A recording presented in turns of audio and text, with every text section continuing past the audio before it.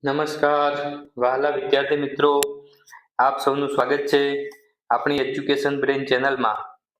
આજે આપણે ગુજરાતીના પાઠ નંબર 10 ડુંગરનો ભેરુ એના વિશે આપણે ચર્ચા કરીશું. આમાંથી જે પરીક્ષામાં પૂછાઈ શકે છે એવા પ્રશ્નોની આપણે ચર્ચા કરીશું. તો પહેલો પ્રશ્ન છે, ડુંગર અને માણસની સાચી મિત્રતાની વાત ભારતના કયા ભાગમાં બનેલ છે? તો દક્ષિણ ભારતમાં બનેલ છે.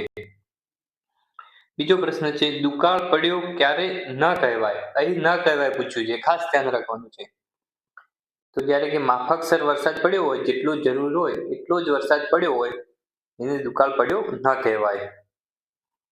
દુકાળ એટલે કે બિલકુલ વરસાદ ના પડ્યો હોય, જરૂર હોય એનાથી બહુ ઓછો પડ્યો હોય એને દુકાળ પડ્યો કહેવાય. ત્રીજો પ્રશ્ન છે, મેહુલાની સવારી આવી એટલે શું? મેહુલો એટલે વરસાદ, એટલે કે વરસાદની સવારી આવી, વરસાદ આવ્યો. ચોથો પ્રશ્ન છે, વૃક્ષ શા માટે વાવવા જોઈએ? તમારી કયો વિકલ્પ સાચો છે? તો વૃક્ષ વાવવાથી હવાનું પ્રદૂષણ રોકાય, આ રોકાય. જમીનનું ધોવાણ અટકાવવા માટે વૃક્ષ વાવ્યા હોય તો જમીનનું ધોવાણ પણ અટકાય. એના મૂળ દ્વારા જમીનનું જે ધોવાણ થતું હોય એને પકડીને રાખે જમીન, એટલે ધોવાણ ના થાય. પછી વરસાદ લાવવા માટે વૃક્ષ વાવીએ તો વરસાદ પણ આવે. તો ત્રણેય કારણો સાચા છે, એટલે આમાં આવશે ઓપ્શન ડી, બધા જ કારણ સાચા છે. પાંચમો પ્રશ્ન છે, લીમડાનું શું શીતળ હોય? શીતળ એટલે ઠંડુ. લીમડાની જે છાયા હોય, છાંયડો, એ શીતળ હોય છે, ઠંડુ હોય છે. છઠ્ઠો, કાગ ડોળે રાહ જોઈ. કાગ ડોળે એટલે કાગ એટલે કાગડો, ડોળે એટલે આંખ, કે કાગડાની આંખે રાહ જોઈ એટલે કાગડો જે રીતે રાહ જોઈને બેઠો હોય ડોળા ફાડીને, એ રીતે રાહ જોઈ એટલે આતુરતાથી રાહ જોઈ. એમાં આવશે ઓપ્શન સી. સાતમો પ્રશ્ન છે, નીચેનામાંથી કયું શબ્દ નપુંસકલિંગ છે? તો કેળું એ નપુંસકલિંગ છે. સ્ત્રીલિંગ આવે, પુલ્લિંગ આવે અને એક નપુંસકલિંગ આવે, તો આ નપુંસકલિંગ છે. આઠમો પ્રશ્ન છે, તેણે સિંહણની આંખોમાં જોયું. અહીં બે ખાલી જગ્યા આપેલી છે, તો બે ખાલી જગ્યા પૂરવાની છે. તો કે સિંહણની આંખોમાં જોયું, એટલે ઓપ્શન ડી આવશે.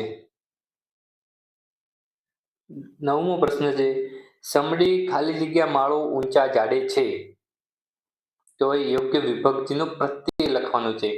તો એ સમડીનો માળો, સમડીનો માળો અહીં નો આવશે, ઊંચા ઝાડે છે. દસમો પ્રશ્ન છે, નીચે આપેલ શબ્દોમાંથી શબ્દકોશના ક્રમ પ્રમાણે ચોથો શબ્દ કયો છે? આપણે જે શબ્દકોશના ક્રમ હોય કે પેલો ક, ખ, ગ, એ રીતે જે શબ્દકોશના ક્રમ પ્રમાણે જે શબ્દ બનતો હોય એમાં ચોથા નંબરનો શબ્દ કયો છે? તો કે મરચું. પછી 11મો પ્રશ્ન છે, શબ્દકોશના ક્રમ પ્રમાણે નદી, પર્વત, જંગલ અને સાગર 4 શબ્દો આપેલા છે, એ ગોઠવવાના છે. તો આમાં આવશે ઓપ્શન ડી. આપણે કક્કા પ્રમાણે ગોઠવવાના હોય છે. તો પહેલો કયો અક્ષર આવે, બીજો કયો આવે, એ રીતે બધું જોવાનું હોય છે. તો પહેલા જ આવે, પછી ન, પ અને સ, એ રીતે ગોઠવવાનું હોય છે. કયો વિકલ્પ શબ્દકોશના ક્રમ પ્રમાણે નથી? અહીં નથી પૂછ્યું છે. તો આ 3 શબ્દો, 3 ઓપ્શન છે એ શબ્દકોશના ક્રમ પ્રમાણે છે. અને આ આગળ પાછળ છે. પેલા દૂધ લખેલો છે, માખણ, દહીં, રસ, એ ક્રમ પ્રમાણે નથી, એ આગળ પાછળ છે. 13મો પ્રશ્ન છે, ભેરુ શબ્દનો સમાનાર્થી શબ્દ શોધો. ભેરુ એટલે મિત્ર. આ પણ પરીક્ષામાં પૂછાઈ શકે છે, સમાનાર્થી શબ્દ પૂછ્યો છે. તો વિદ્યાર્થી મિત્રો, આ હતા આપણા પાઠ નંબર 10 ડુંગરનો ભેરુ. એના મોસ્ટ આઈએમપી પ્રશ્નો જે પરીક્ષામાં પૂછાઈ શકે છે.